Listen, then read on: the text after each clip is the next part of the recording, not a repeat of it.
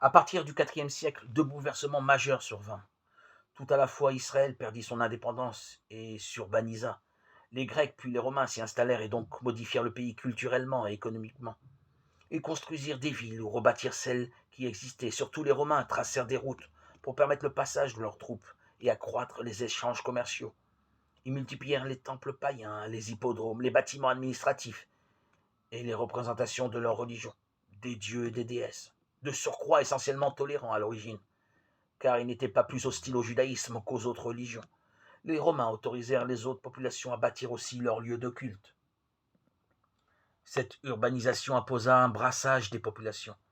Les Juifs se trouvèrent de la sorte affrontés quotidiennement et de façon beaucoup plus directe que jamais par le passé dans leur propre pays, aux religions, mœurs et cultures des populations voisines.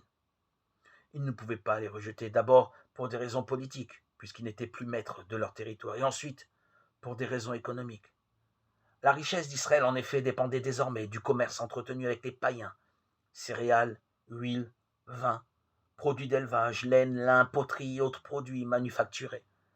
S'ils purent s'opposer à ce qu'on surmonta le temple d'aigle romaine, ce qui déclencha un mémorable conflit avec Ponce Pilate, et à l'érection d'une statue dorée de Caligula sur le parvis des gentils, ce qui leur valut l'exécration de l'empereur.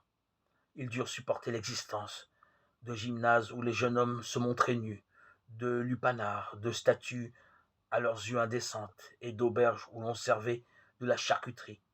Car, abomination des abominations, on élevait des porcs en Israël, comme en témoigne d'ailleurs le passage des évangiles qui se situe à César.